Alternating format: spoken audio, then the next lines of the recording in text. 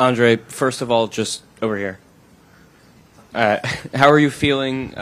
Obviously, the toe was bothering you for much of last season. You seem confident at exit interviews that you were going to be able to work through that this offseason. So I guess where are you at? Are you a full go, mobility-wise? How's everything going there?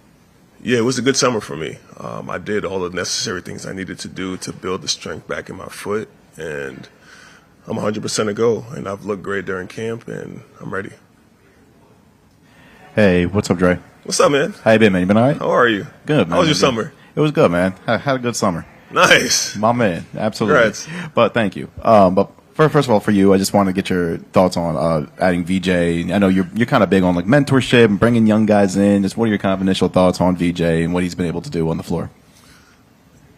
You know, the first day I saw VJ, I was instantly impressed because the first thing he did, he just asked me a bunch of questions. He even asked me how my day was. He's like, yo, what do you think about this, big bro? Like, how do you feel about this? Like, he's a kid that wants to soak up knowledge. And he's a gifted athlete, and he is very, very good. I think he's going to be very good for us. I'm excited for what's to come. And I think my favorite thing about him is his confidence. He's super confident. I think just mainly because he played with the national team as well, too. He kind of has that grown man experience, too. So he's going to be good for us. If I could just follow up, I know last season was last season. Injured stuff you can't control, injuries, things like that. I'm curious, like how much of last season do you use as motivation? You know, going into this year, being like, hey, we can't have another season like last year. Yeah, I'm definitely beyond motivated. I feel like I let myself down. I let this city down too, and this team, and I took that personal. So I'm ready to play. I'm healthy, and I think my teammates can attest to the same thing. Dre, over here. What's going on? Hi. Good to see you. How are you? Good. I guess just you mentioned you did a lot of things to obviously strengthen that toe back up in the off season. What does one do to like strengthen a big toe? I'm just curious. Honestly, I didn't know there was such thing as toe yoga. So I've been doing a lot of toe yoga this summer to really just get that strength back in my big toe and being able to move it freely without, having to tape it to, get it to do what it's supposed to do. So if you don't know what it is, look it up. It's definitely not a fun experience, but it worked out for me. Once you were able to get back on the court, I guess what were some of the focuses just in getting yourself back ready to play a role on this team?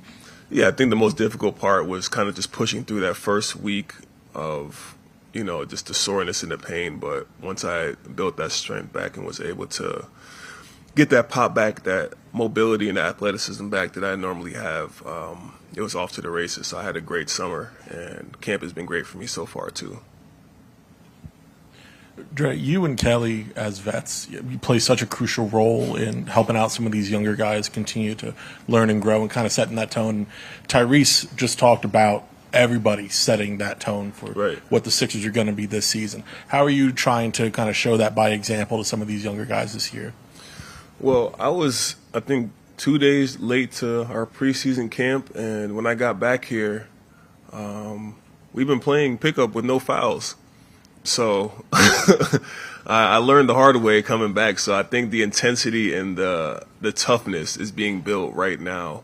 I think it's going to surprise a lot of teams, too, just the way that we play now. I'm not going to say anything. Obviously, it's not something I want to share, but I think our new style of play is going to be very good for our team. And I'm really looking forward to playing against somebody else and not beating up my own teammates.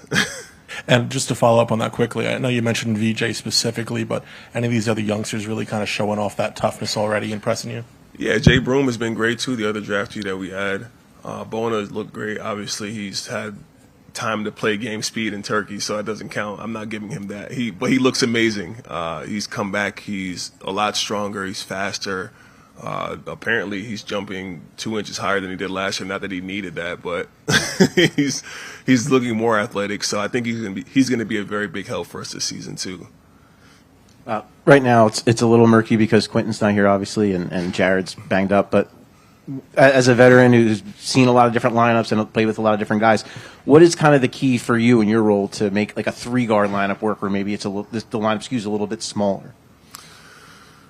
Honestly, that's not my decision. That's up to Nick Nurse on who he decides to play and what combination works.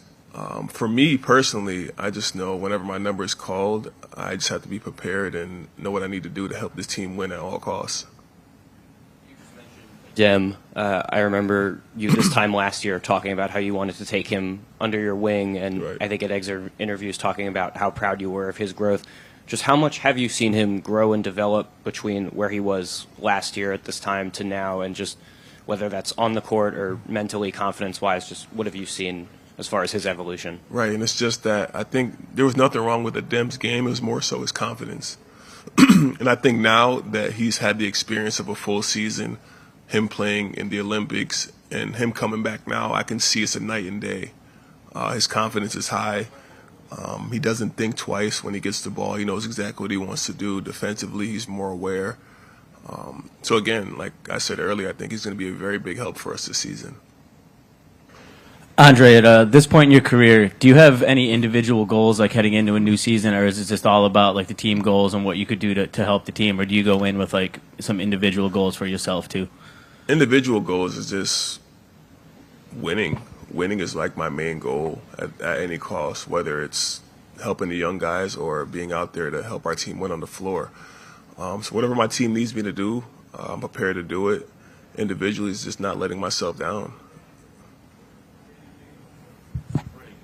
Going into this season, it's kind of like similar like last year. You have Joel injured, coming back from injury. The same thing with PG.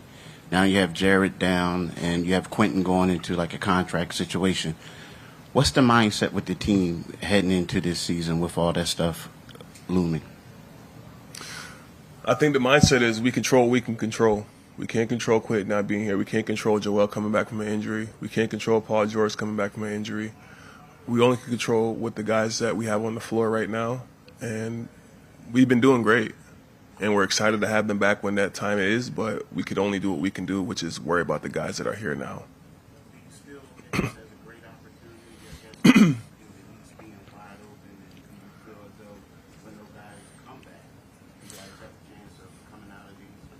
I think for us, it's one step at a time. I think it's just building that chemistry, building our camaraderie back, really getting a good flow and a good rhythm together as a team, stringing together some wins. And if winning championships and winning conference finals and winning the NBA Cup are things that come along with it, we're more than willing and more than excited to do that, but we're taking everything a day at a time. Hey, Andre, back here. The playing with no fouls, did you find out whose idea that was, and how messy does it get? Or who? You know what? I didn't ask, and I still need to ask whose idea that was, because, one, nobody texted me about that, because I would have came in with a different mindset. I'm thinking we're just going through plays and we're trying to catch a rhythm. I'm getting my ass beat out there. I'm like, damn, is anybody calling any fouls? There's no whistles, no whistles or nothing. We're just playing. So for me, I love that kind of stuff. So it took me a day to adjust. But for me, to see like certain guys in our team play that way, I'm like, yeah, this is what we needed right here. We needed this type of game and type of atmosphere, because it gets messy. It gets very messy. I mean, obviously not to see, seeing Jared go down, that's not the best thing to happen, but it's a part of the game when you play tough. Who's the most aggressive in taking advantage of the lack of rules? Him? Him, yeah. He definitely took full advantage of the no foul game.